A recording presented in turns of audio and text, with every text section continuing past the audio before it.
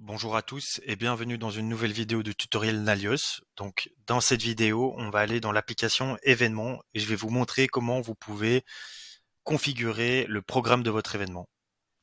Donc, ça se fera avec les sessions. Donc, pour cela, avant tout, il faut aller dans les configurations, donc dans les paramètres de l'application événements. Comme ici, on voit que moi je l'ai déjà coché, mais donc c'est bien ici en cochant programme et session que vous allez pouvoir, comme il est mis ici, gérer et publier un programme avec des sessions pour votre événement. On voit qu'il y a d'autres options du coup qui sont disponibles, comme la diffusion en direct et ludification d'événements pour partager des quiz avec vos participants. Je vous présenterai ces fonctionnalités dans une autre vidéo. Cette vidéo-ci va vraiment se concentrer sur les sessions. Donc, une fois que vous avez coché la case, vous pouvez enregistrer les paramètres et retourner dans votre application événement. Donc, je ne vais pas créer de nouvel événement ici pour la vidéo. Je vais utiliser cet événement-là, Event Test, qui est un événement pour le 3 juillet 2024. J'appuie dessus. On voit que maintenant que j'ai activé dans mes paramètres la fonctionnalité programme et session, j'ai un Smart Button qui est apparu, qui est le Smart Button session ici. Et donc, il me dit bien que j'ai 0 session, ce qui est normal comme je n'en ai pas encore configuré. L'événement ici en question est un événement du 3 juillet qui commence à 18h, qui se finit à 23h. Ben, imaginons qu'on ait envie de diviser cet événement en plusieurs parties, donc en plusieurs sessions. On va pouvoir le faire en allant ici dans les sessions. Donc, on peut créer ici une nouvelle session en appuyant sur Nouveau. Et par exemple, je peux appeler cette première session la session Introduction.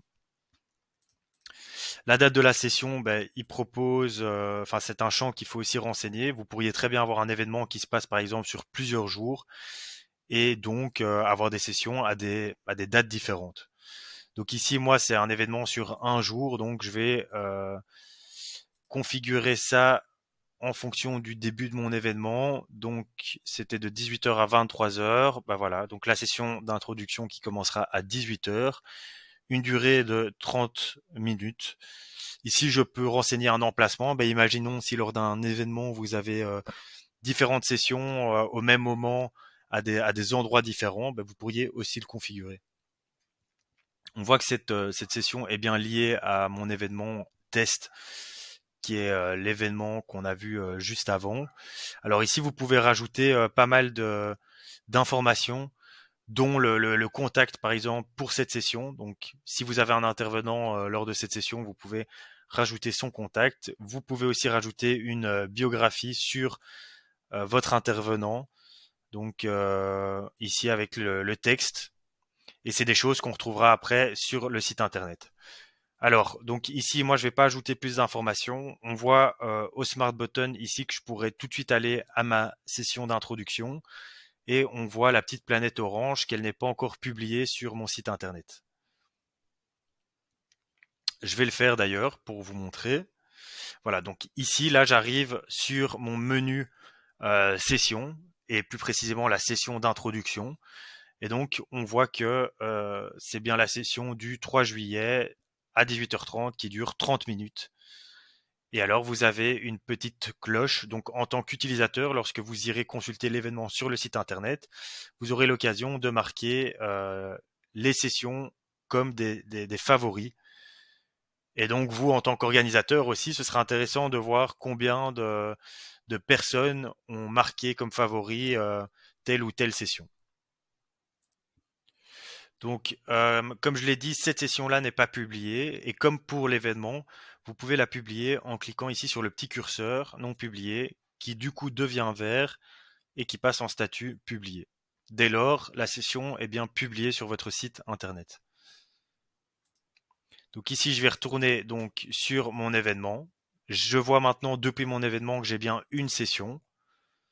Je peux cliquer dessus, je la retrouve et je vois que ici maintenant la petite planète est passée en vert qui m'indique que ma session d'introduction a bien été publiée sur le site internet. Ce que je peux faire maintenant, c'est créer du coup une deuxième session qui suivra la session d'introduction.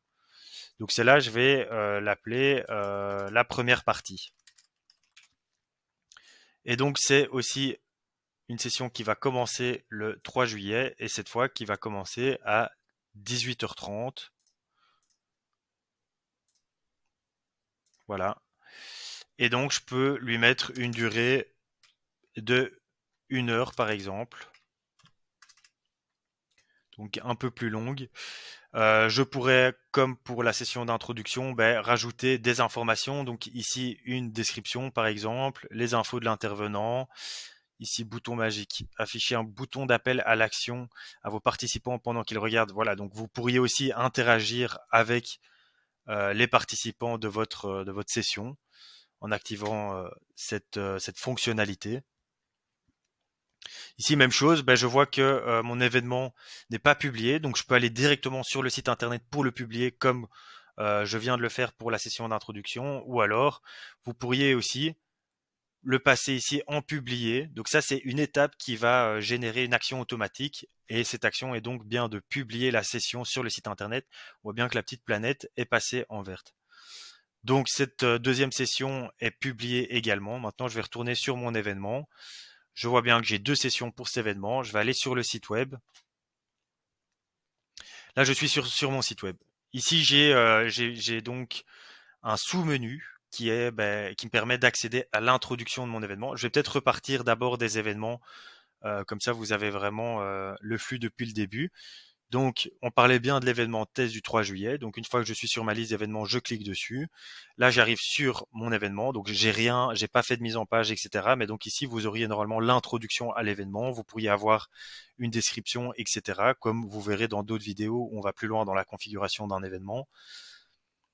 Vous avez l'emplacement aussi, donc pour avoir des informations sur l'emplacement, communauté éventuellement. Donc ici, cela n'a pas été configuré. Et alors s'inscrire pour s'inscrire à l'événement. Donc ici, je peux m'inscrire à l'événement, mais par contre, je n'ai pas d'informations directes sur mes sessions.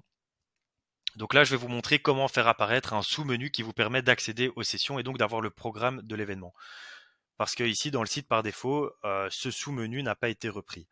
Donc pour cela, vous pouvez cliquer ici sur modifier. Et alors, vous allez dans personnaliser.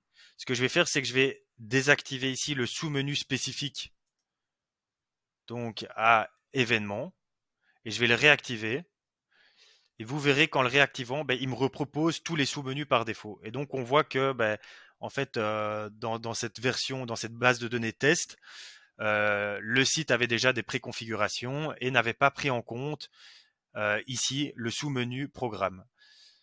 Donc, par exemple, j'ai ici proposition de présentation. Donc, vous pourriez aussi demander aux participants de proposer des sessions, par exemple. Je ne vais pas le faire dans